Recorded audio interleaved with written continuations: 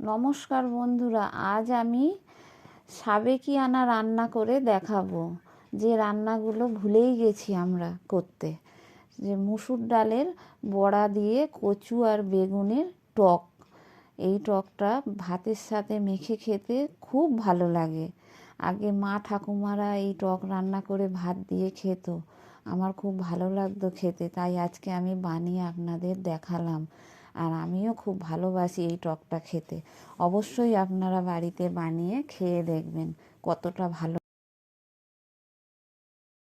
মুসুর ডালের বড়া টক বানানোর জন্য আমি নিয়েছি 50 গ্রাম মতো মুসুর ডাল নিয়ে ভিজিয়ে রেখে দিয়েছি। আর কচু নিয়েছি, গুঁড়ি কচু নিয়ে ছাড়িয়ে গোল গোল করে কেটে ভালো করে ধুয়ে নিয়েছি। আর বেগুন নিয়ে ছোট ছোট করে কেটে ধুয়ে রেখে দিয়েছি। আর কিছুটা পাকা তেঁতুল নিয়ে রেখে দিয়েছি। কড়াইয়ে জল গরম করতে দিয়ে দিয়েছিলাম, জল গরম হয়ে গেছে। কচু সেদ্ধ করার জন্য কচুগুলো দিয়ে লবণ আর হলুদ দিয়ে সেদ্ধ করে নেব।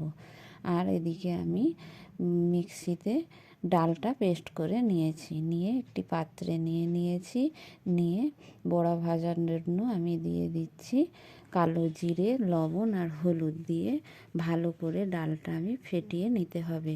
ভালো করে না ফেটালে বড়াগুলো শক্ত থেকে যাবে, খেতে ভালো হবে না। এদিকে কচু আমার সেদ্ধ হয়ে গেছে, কচুটা নামিয়ে নেব। কড়াইয়ে তেল গরম করতে দিয়ে দিচ্ছি বড়া ভাজার জন্য। ডাল বাটা খুব ভালো করে আমি ফেটিয়ে নিয়ে এবার তেল গরম করে নিয়ে বড়াগুলো একে একে ছেড়ে দিচ্ছি তেলের মধ্যে, দিয়ে ভেজে তুলে নেব। বড়াগুলো খুব ভালো করে ভেজে নিতে হবে।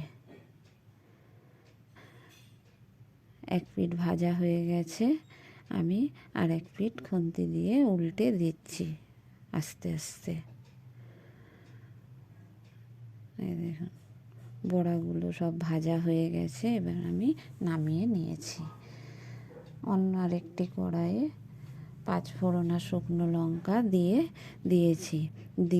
সেদ্ধ করা কচুটা দিয়ে কচুটা একটু ভেজে নিয়েছি, হালকা করে ভেজে নিয়ে জল ঢেলে দিলাম, দিয়ে দিলাম লবণ আর হলুদ।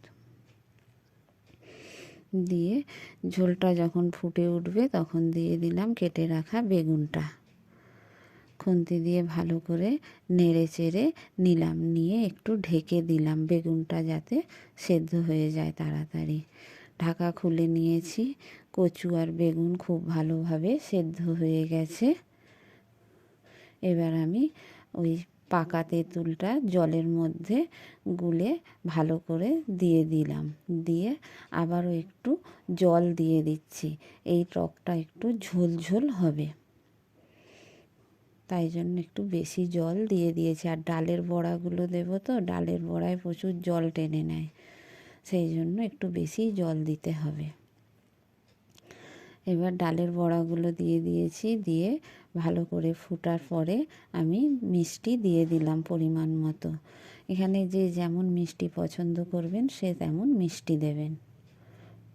দিয়ে খুব ভালো করে ফুটিয়ে নিয়ে এবার নামানোর আগে দিয়েছি একটু রাঁধুনি বাটা, দিয়ে ভালো করে নেড়ে চেড়ে নামিয়ে নিয়েছি টক।